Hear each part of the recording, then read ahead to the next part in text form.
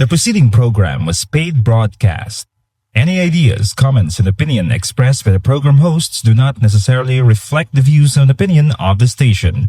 The program and its producers are not affiliated with the station. Mga kabiyan, welcome gid sa aton pinasahi special nga program nga ginatiguluhan tinapay sa kabuhi.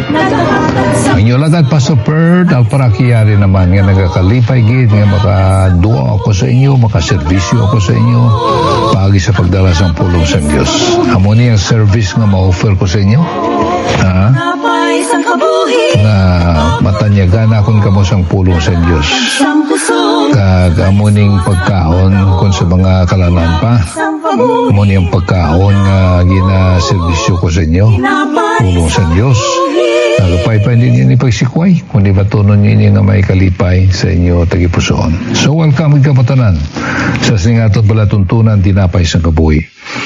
Ang aton verse for today sa Hebreanon Kapitulo 4 versikulo 12. The book of Hebrews chapter 4 verse 12. Pulong sa inyo nagasiling kaya ang pulong sa Diyos buhi, kagamanan, matalong pa sa bisan ano nga espada nga duha sing sulab nga nagalapos tubtob sa nautlan sang kalag kag espiritu sang mga hunahuna kag utok ka nagahantop sang mga hunahuna kag mga tinutuyo sang tagipusoon.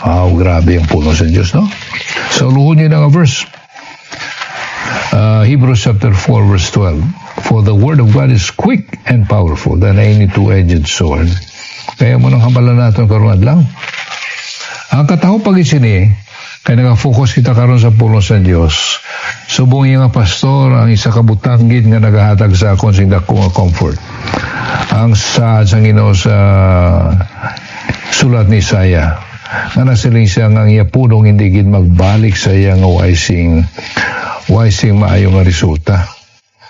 Basta madama bantala mo ng pulong sang Dios, mangita gid na iya sing duog sa tagipusoon sang tao.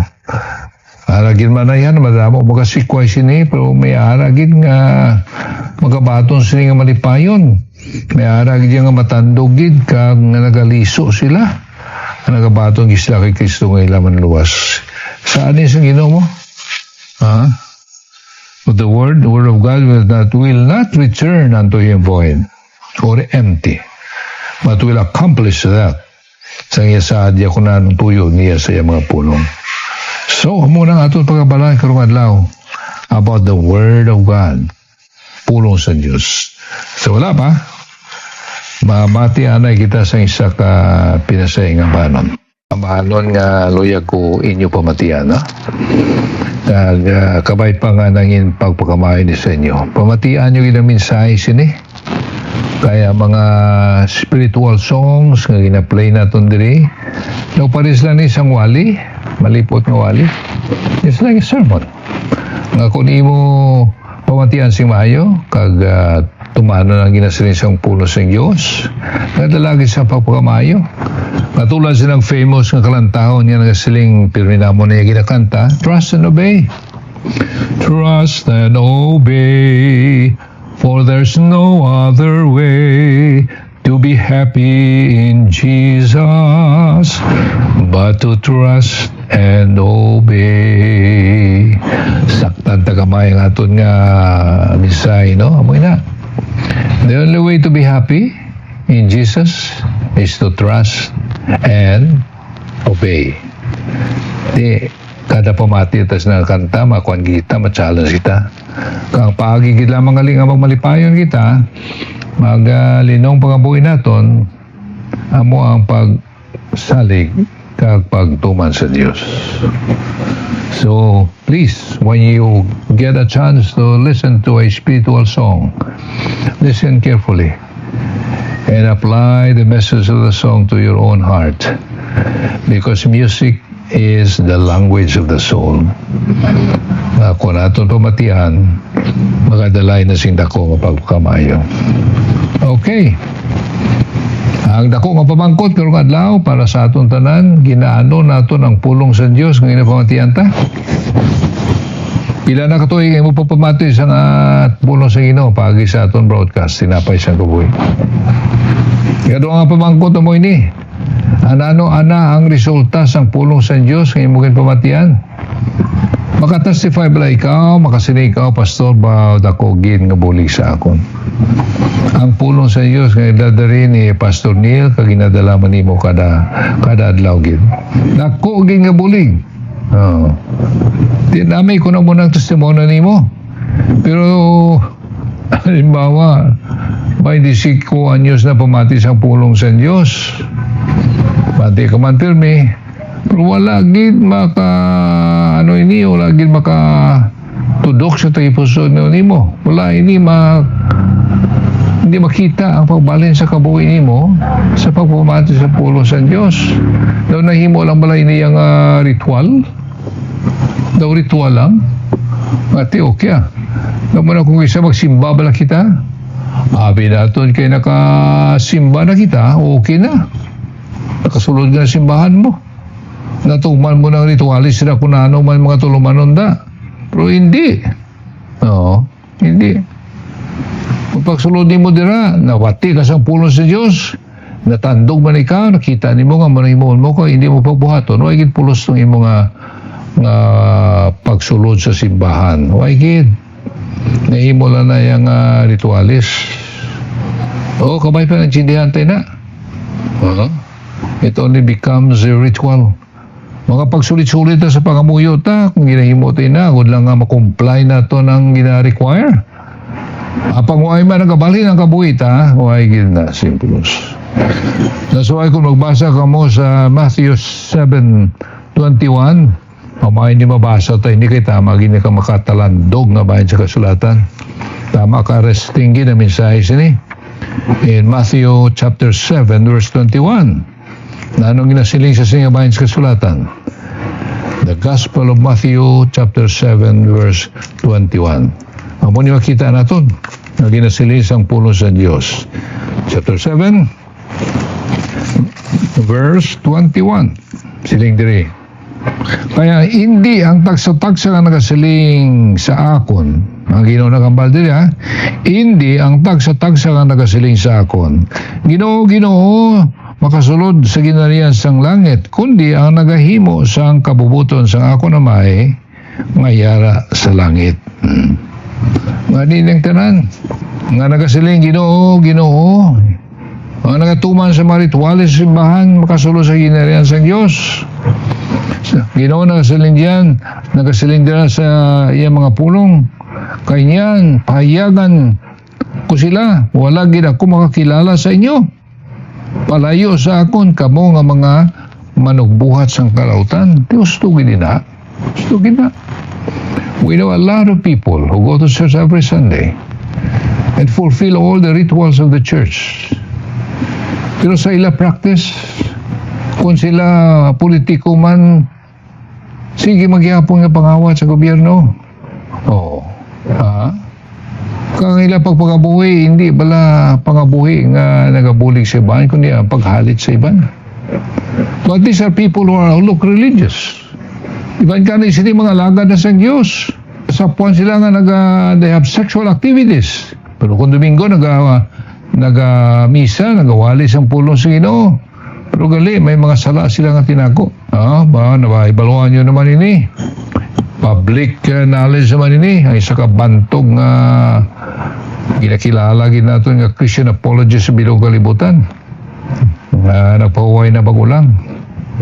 Sa puwan. Nga namo sa niya ginihimo mga sexual activities niya nga hindi as mga usdugid. Namo ginasala niya nga nahimo nga ginatago ilang. Embezzlement sa kwarta sang ilang ministry. Nakibot kitang tanan kay bao. Siguro ay nasing Christian apologist ng mga labaw pa sa iya. Tama gid ka alam. Kapuerti gid mo gambal. Gali ay ginatago siya nga masala. Pero hindi nato napaghimuon nga rason natin mo nagali pastor, mo nagali ka mo nga manugwali, ha? Hindi na ako magpati sa wali nyo, hindi na ako na magpati sa iya. Hindi man na gusto. Salamat na. Kay ang aton niya ginatulog sa pag-alagad naton sa Dios, hindi ang tao mo, kundi ang iya karakter kung sino siya. Kaya tatanaw naton ang mensahe nga ginadala niya. Hindi ang iya karakter, kundi ang iya ang mensahe ang ginadala niya pulong. Just because nga ang karakter niya muna, na hindi ka na magpamati sa pulong sa Diyos o hindi ka na magpamati sa pastor. Salamat nila. Lani kami mga pastor, naghahalong gid kami, partis na bagay na hindi masanda ang tao sa amin. Ang ginawali namon, ginakabuhi man namon, that we walk our talk siling sa iba, no? So gani amo ning aton talpang dundri, pulong sa Dios. For the word of God is quick and powerful, alive. Katulad sang espada nga duhasing sulab. Grabe ang description rin sang pulong sa Dios. Man kon ikaw sincero ikaw ko pamati sang pulong sa Dios nga matandog ka, para na sa matalong mga ginabagay nga nagakihat sa nagipuson mo, nagakonvict sa imo sang salangay mo ginhimo mo. So does the word of God ever cause you discomfort or make you uneasy? Manami na yang resulta sa kabuhita. Sang sa mamati ka sa pulo sa Diyos nga daw ay lang, Iban sa inyo gani, kapinpukon ikaw, halimbawa, radio engineer ka, nakada pirmi ka, nagaga ka, pamati ka isang tinapay for many years. Pero daw ay lang sa imo, ay may resulta ini sa kabuhi mo. Dakoy na nga problema sa kabuhi nimo. It's about time nga sa malawig nimo pagpamati sa pulo sa Diyos nga makasilingin ikaw nga salamat sa Diyos. Sang pulong ang ginpamatian for many years nga naghatag sing dako ang pagpapasay ko sa imo. So if you feel if the word of God is causing some discomfort sa imo or make you uneasy, maayo na. Maayo na. Salamat ka sila. Ngagin tandog sang Ginoo ang imo pulong pag ang imo katagipuson pag isaya pulong. Amo na nga magsimba kita, amo nang ginapaabot. Lord, tandugan tagipuson ko. Hanuta ako sa imo pulong kung may mo pala, agad magtadlong ko. Hindi ka madlok sina. Hindi nga masiling ka, pastor, hindi na ako magwali na simbahan nyo, kaya kung magwali ko da, ako lang ginaigo sa pastor. Hindi daw, hindi mananami. Salamat ka gani. Kaya ang simbahan, kuhanin na mo, para na sa ospital mo. Kato ka da ka man, sakiton ka mo. Hindi niya isa ka sinihana. Ay sinihan niya, makadto ka tao, agod nga makuhanin ka, ma-entertain ka. Pulong sa Diyos sila yun. The Word of God or the church is like a hospital where you listen and you allow yourself to be convicted sa imo mga sala, kang mapanadlong nimo sa tubangan sa Diyos. So, ayan, makasing ikaw ba nawali mo na pastor da ako ginaigo mo? Sige lang. Batuna lang. Kaya presyanin mo ina kay para ina sa imo kayuhan gid. It means that you're experiencing the reality that the Word of God is alive. Maayo ina nga bagay. It is always with a purpose that God speaks to you and also to me. May tuyo gid ang Ginoo. Ngagin padala niya ikaw dira for the first time ibig nagsulod ka sa simbahan. May tuyo gid siya nga nakasulod ikaw dira. Kaya ang tuyo niya dira nga agud nga maluwas ikaw. Maluwas ikaw. Para sa testimony nga ni Spurgeon, no? Nga by accident nagsulod dito ang I think amo to siya nagapanilo dira sa simbahan.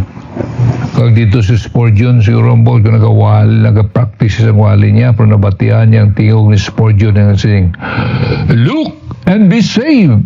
Oh, bakoy basko gitingog ni Spurgeon. Ang pinakabig ni Spurgeon nga the best of all preachers. Look and be saved. Mula to. Daw linampo siya na ang pulong sa Diyos ang mugi nagigo sa iya. Gininulsulan niyang iyang masala. Nagtulog siya kay Kristo, kay motumbo sa likod, you look to Jesus Christ. Maluwas ikaw kung ninulsulan mo sulani mo. Nagtulog siya sa Ginoo, nga nagainulso sa iya sala, kaginbato niya si Kristo. And that day, naluwas ito nga tao, nga nakabati sa ito nga wali. It is always the purpose when God speaks to you, to all of us. God knows your heart. God knows your need. Wala na sa Ginoo. Wala na sa Diyos nga muligan kong pastor kung anong iwali niya kay may mga tao nga kinanglan ginilay nga wali karon aga. Di mo pinagali ka balong pastor. Pero ang Diyos sa kabalo, kaging muligan sa Ginoo sa pag-aaman sila nga mensahe, sila adlaw. Pero magarong adlaw, may makukoy balo kung ano mga needs ninyo. Again, only the Lord knows your need. Could be base ang imong bugal. Ano problema nimo? Di na tanda sa pastor practice na that you have to humble yourself. Base problema mo among imo dila. Mabakas ka magsagad sa kutso-kutso, panglibak sa iban. Kaya mo nang wala sa pastor. Ang imo need na sugatagid. O base ang imo problema is unforgiving heart, unforgiving spirit. May mga tao yan nga hasta karon ay hindi mo patawad. Pag nagwali ang pastor on forgiveness. Pag dito natandog ikaw, musiling ka nga hindi ka makapatawad. Igo ikaw sang ginhambal sa pastor nga ipatawad ka gani sa Ginoo.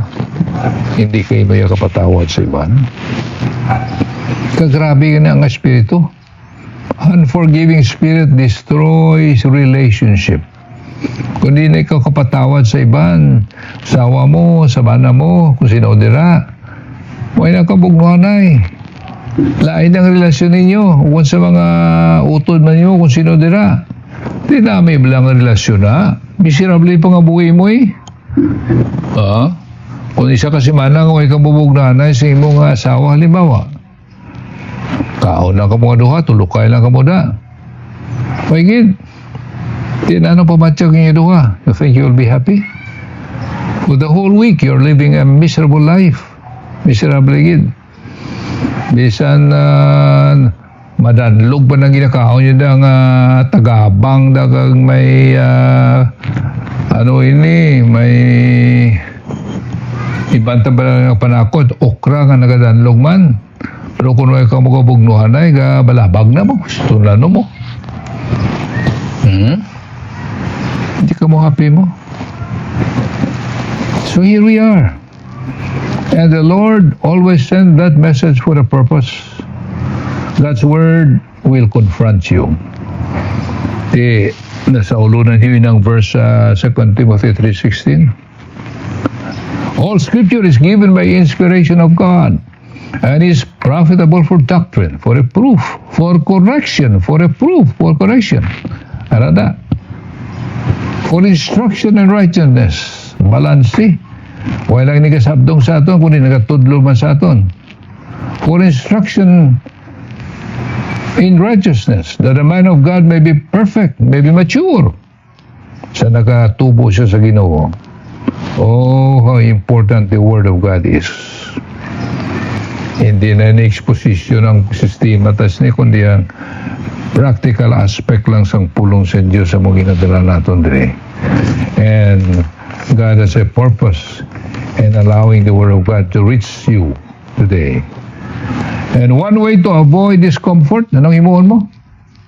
In order to avoid discomfort of conviction is to avoid listening to the Word of God. Kaya malo ikaw yan nga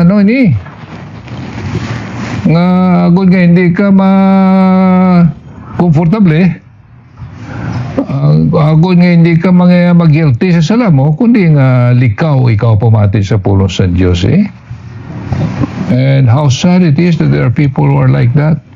Pero lang sini. I don't know how many enjoy listening to this because it brings discomfort. It makes them uneasy. In order to avoid that, this you avoid also listening to the Word of God. Avoid na sila. Oh, how important the Word of God is, no? Sa aton kabuhi. Oh, kabay, pag inapresya ninyo yung programa aton tinapay sa gabi. Been going on for the past over 30 years now. And pretty soon, ako niyo tingog hindi na mapatihan sa kanginan because I'm getting old. But somebody is taking over. Pastor Neil Vilses is taking over the ministry and will continue to preach the Word of God until the Lord comes. Kaya kinanglano nini. Hindi tayo pagpagustuhan ang panulay nga among mag-control sa airwaves. Kasi iya magpagwa sa mga way malaswa nga mga talanawon ka mga mensahe nga hindi gusto. Kinanglan aton na nga atubangon kag pangitaan nato sa pagi nga maunta tina. The best response is subong malasang siling ni David. Ano siling ni David sa Psalms 139 verse 27? If you want to open your Bibles to that reference. Psalms 139 verse 27. Search me, O God, and know my heart. That is the best attitude. So nagapamati ikaw sa pulo sa Ginoo. Nga magpangamo ikaw Ginoo so sa ang akong tagipuson.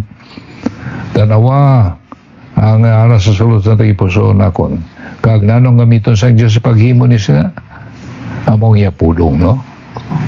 Make it a habit of taking the Word of God seriously. How serious are we? Walang pulong sa Diyos na ginawali. O kung ginayaguta pa natin ni kung ginawali ang pulong sa Diyos. Huh? We have to take it seriously. Knowing that it is able to judge your heart and your mind. Judge your heart and your mind. Mga kauturan sa tingad lao, simple lang ini nga pulong. Nakamaturan. Pero kamay pa nga gamito ni Sang Diyos sa pagpatulpangon sa atong doon. Ano ka-importante sa pulong sa Ginoo? Iulatin ninyo nga mag-sa ulo sa mga verses sa Bible. Pero kinasa ulo na ako ng John chapter 1. In the beginning was the Word, and the Word was with God, and the Word was with God, and the beginning was God. All things were made by Him, no? Nami nga sa luhuni mo na. Ang pulong dira mo si Kristo. Siya man na nagtugas sa kalibutan upod sa may kagsang balang Espiritu. Kaya ng pulong dira, klaro man yan ang pulong mo nga nanginunod. Pulong nga Diyos nanginunod. Kang sino'y na? Kung iliwan kundi si Kristo Jesus. So when you read that, mahibaluan mo. Mas si Kristo, Diyos ini nga nagpakatao. Amunin ni siyang pulong nga nagpakatao. So magatakop ako sa sining kamaturan that you should make it a habit of taking the Word of God seriously, knowing that it is able to judge your heart and mind, knowing that it will enable you to grow in grace and in the knowledge of our Lord Jesus Christ. Niyulagad, Pastor Bert Alparaki nagpaalam na sa iyo.